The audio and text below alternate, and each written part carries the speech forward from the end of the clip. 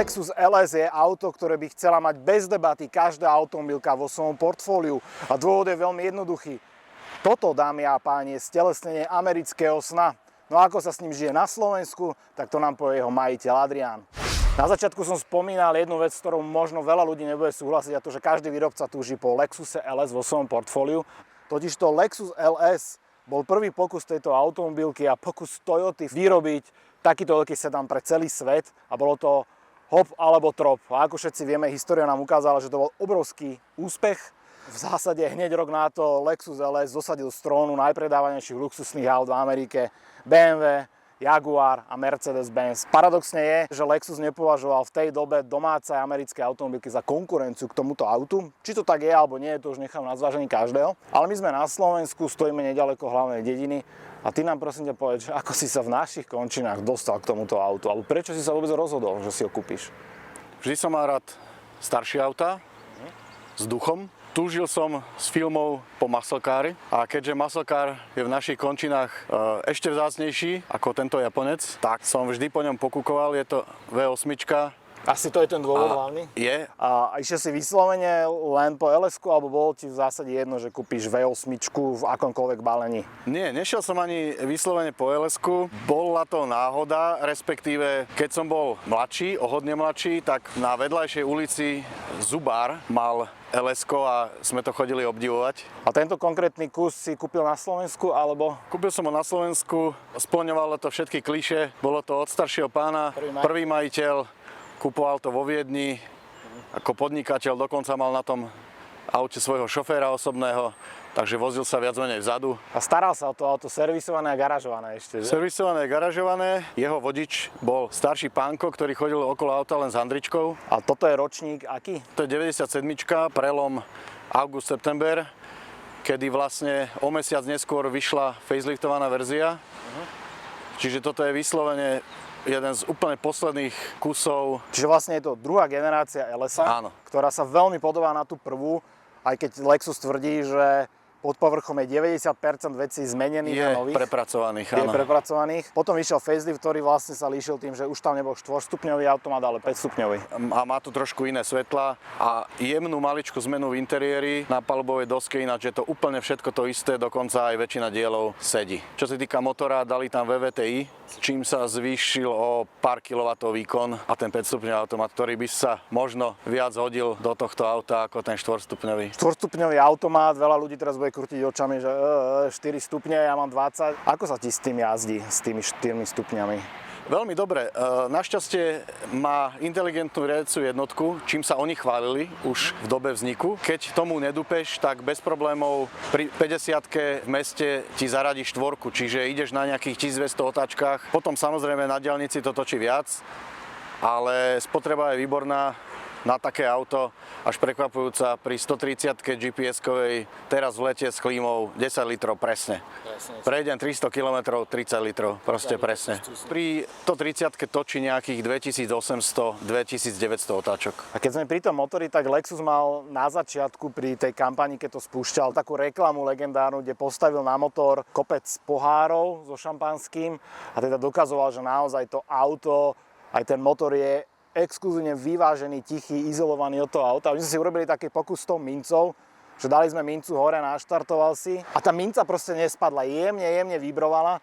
A to sa prosím pekne bavíme o aute, ktoré má 22 rokov a 400 000 km najazdených. Necelých, pardon, nechcem mu krivdiť. A stále to auto si udržuje tú kvalitu, akú malo na začiatku. Ty si sám servisuješ toto auto, alebo nosíš to originál do Lexusu? Nie, originál do Lexusu nechodím, pretože nevedia, čo by za to pýtali. Takže servisuje mi to kamarát v servise na japonské automobily, Jab Garage, Bratislava. Pozdravujeme Zdena. Zdeno, čau.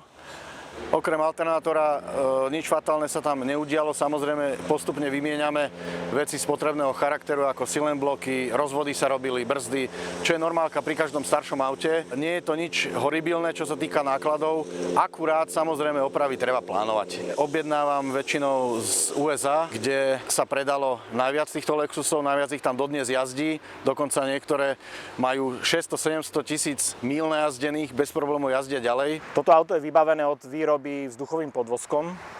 je, respektíve bolo. Ty sa rozhodol prečo, že to teda zmeníš? Rozhodol som sa nedobrovoľne, pretože investície do zadných mechov, ktoré púšťali, presahovali čiastku auta. V Lexuse zaspievali cenu 1200 € za jeden tlmič s mechom. Potreboval som 2 plus snímače výšky, takže som sa rozhodol pre štandardný podvozok. Nakoniec toto auto sa vyrábalo aj so štandardným podvozkom. Fičíme s tým dodnes. Samozrejme, je to trošku tvrdšie, je to trošku hlučnejšie, ale na druhej strane lepšie to sedí. Toto auto má nádherný dvojfarebný lak. Bola to v podstate fičura, ktorú už priniesla prvá generácia. A tým sa hodne odlišovala od zvyšku na trhu. Myslím si, že ešte Mercedes mal vo svojej dobe takýto dvojfarebný pri 126. A ty si robil niečo s tým lakom, alebo je pôvodný? Lak pôvodný žiaľ nie je. Boky sú striekané, pretože prechádzajúcemu majiteľovi to niekto obišiel s klincom. Takže žiaľ pôvodná je len kapota, strecha a kufor. Je to aj vidieť, pretože ten lak tak trošku rokmi vybledol. Keď už spomíname toho bývalého majiteľa, vieš aj cenu, za ktorú to kupoval v 90. rokoch? Viem, bolo to nepredstaviteľné na dnešnú dobu. Kupoval to vo Viedni, v prepočte to vyšlo nejakých 2,8 milióna korún. Aby som priblížil, že o akú strašidelnú sumu sa jednalo v 90. rokoch, tak byt v Bratislave trojizbový stál 500 000 korún. Čiže v zásade mohol mať niekoľko trojizbových bytov za cenu tohto auta. Ten interiér na to, že sa bavíme o 22-ročnom aute, ktoré má 400 000 km, tak je neskutočne zachovali. Či už tie sedadlá, či už ten volant, čokoľvek, čoho sa tá ruka dotýka. Samozrejme typický Japonec, starší, takže automatické dojazdy sú len na vodičovom okne. A má toto auto aj tie hnusné zelené hodinky, ktorými sú Toyoty preslavené? Má tie hnusné zelené hodinky a veľmi sa mi páčia. Ale zase treba povedať, že sú naozaj viditeľné. Sú, lebo sú hlboko zapustené, takže je aj v slnku. Je to dobre vidieť. Samozrejme, keď som si sadol dozadu, tak ten komfort je tam obrovský. Na ten rok má už aj vyhrievané zadné sedadlá. Je niečo na tomto aute, čo po tých rokoch nefunguje? Áno, práve to vyhrievanie sedadiel, ale nefunguje celý okruh, čiže je to možno nejaká poistka, ale ja som to neriešil. Zatiaľ nejak som to nepotreboval k životu. Ináč funguje všetko je v elektrike, dokonca výška pásov na stĺpikoch sa elektricky nastavuje. Má to 2 pamäte, vrátane nastavenia volantu, spätných zrkadiel, všetko funguje. Ja som už teda celkom namotivovaný na to, ako táto legenda na kolesách chodí. Poďme sa teda previesť a vyskúšajme, prečo vlastne celý ten svetový trh prepadol práve tomuto autu. Poďme.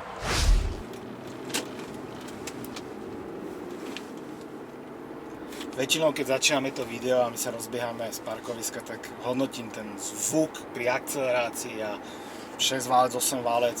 Ale tu, čo môžem hodnotiť je, ako ten motor nepočujem a hlavne ako necítim. Tu si pripadám, že ten motor nám ako keby nešiel. Ako keby som išiel v hybride. Ešte zaujímavé, že ideme po dedine, tých 50 tachometrových, a motor si točí, že 900 až 1000 otáčok. A už máš štvorku. Jak sa hovorilo voľakedy, že šepot kvietin, tak toto je ono. Toyota z ničoho postavila na absolútne nových základoch. Auto ako je LS, na prvú šupu postavili dokonalé auto. Je zaujímavé, že prvý nápad postaviť LSO prišiel v 83. V 87. už boli zmrazené napríklad dizajny všetkého exteriéru, interiéru. A potom v januári 89 bolo už predstavené LSO v plnej parade. Doteraz prevláda aj taký názor, že pokiaľ značka nemá nejaké historické korene, nemá ako tú noblesu historickú, tak ako nemá šancu. Ale Lexus im naozaj vytrel zrak v tom, že to dokázal. A ten hluk, čo tu počujete, to sa tu presúvajú asi nejaké... Tiktaky. Takže to nie je auto, čo by to vrzgalo, to sú tiktaky. Druhá generácia bola dlhšia, bola hodne zmenená. Presne 5 metrov a 185 cm šírka. Takže to vieš, dobre. A druhá zaujímavá vec je, že aj napriek tomu, že je to väčšie auto, luxusnejšie auto, viacej izolačnej hmoty bolo, tak je to takmer 100 kg ľahšie ako prvá generácia. Čo je úplne úžasné, že 10 sa im to podarilo ušetriť.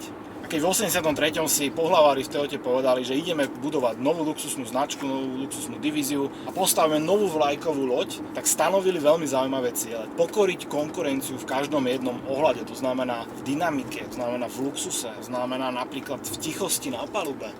A všetky tieto ciele museli byť splnené bez ohľadu na to, koľko to bude stáť. Takže sa nemôžeme diviť, že vývoj tohto auta stál $1 miliardu, tak to bol naozaj kľúčový projekt, ktorý mohol automobile kľudne zlomiť aj krk. Teraz ideme po hodne rozbitom asfalte, ktorý je tuto po dedinách. A stále musím povedať, že na auto so 400 000 km to žehli fantasticky. A športovým podvozkom. Športovým podvozkom, ktorý už nie je teda originálny vzduchový. Hlavne doteraz som ani raz nepočul ten motor. Ja už som to pri pár autách hovoril, bolo to aj pri Mercedesoch, ale tuto mám pocit, že naozaj nás tlačia baterky. Znova si dám pozor na tej akcelerácii, tuto z križovatky, že ako to bude znieť. Teraz akcelerácia s vytočením motora na 2500 otáčok. Ja mám pocit, že ty si len dal prúčie klimatizáciu, že to viacej ako keby fúčalo, ale... Tak zatiaľ to len hladkám, ono to samozrejme vie sa ozvať ten motor. Má v sebe takého diabolského ducha, že vie. A veľmi dobre vie. A hlavne sa to prejaví na diaľnici, keď je to už rozgúlané, pretože tá hmota sa nedá proste oklamať. Toto má koľko výkon tento motor? Keby sme to chceli zobrať úplne presne, tak má 194 kW. Nejakých 260 koní, cirka plus minus autobus, čo bolo zhruba o 10 viac ako mala prvá generácia. A...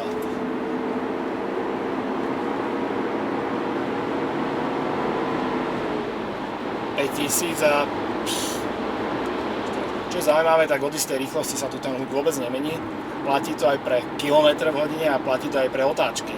Chádzame do jedení, prudko brzdíš, tie brzdy, ktoré sú tu, sú celkom zaujímavé tiež, lebo sú to štvorpestíky, ktoré sú hliníkové. Sú naozaj obrovská, v tom disku sú tak natlačené, že tam by si kredit zatlačil medzi to. Kotúče som menil žiaľ dvakrát, pretože kúpil som ich z e-shopu nemenovanej talianskej značky, veľmi známej. No žiaľ, kotúče sa po roku zvodnili takým spôsobom, že až neuveriteľne. Nakoniec som zvolil samozrejme originály a tie sú tam dodnes. Bola to nejaká strašná paleta za tie originály, alebo... Nebola, čo ma prekvapilo, jeden stal 80 €. Čiže originál kotúč na toto 80 €? Áno, originál Toyota. Ešte taká zaujímavosť k tomu automatu. Prevodovka sa snaží minimálne preraďovať. Čiže snaží sa o maximálne hladkú prevádzku. Že neobťažuje ťa tým radením, ale tá prevodovka radí brutálne hladko. A doteraz som ani nepostrel, že by niekedy preradila alebo niečo podobné. Je to o zvyku, ja už tam samozrejme cítim, že občas sa mi zdá, že je trošku unavená, ale to je jasné, pretože má 385 000 nabehaných, čiže niečo si už odžila. Samozrejme dôležité je nepodliehať mylným dojmom, že olej do automatu je doživotný. Áno, doživotný, ale pokiaľ sa ti nerozpadne, olej v automate treba vymieňať v takých intervaloch, aké sú predpísané. To je keď zavrieš trezor. Hej, že... Ja som schválne teraz vedaj, keď to naštartujem.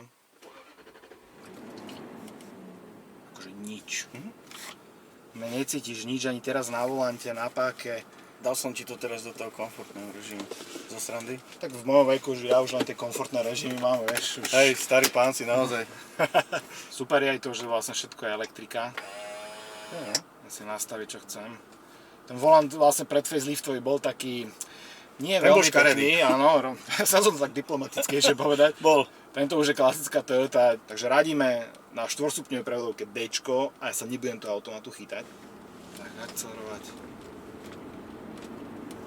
Viem si predstaviť, že voziť sa v tomto aute je brutálne návykové a určite máš problém potom sadnúť do iného auta. Mám veľký problém s tým a mám veľký problém sadnúť do iného nového auta, pretože stále si spomeniem, že ako je v mojom Lexuse.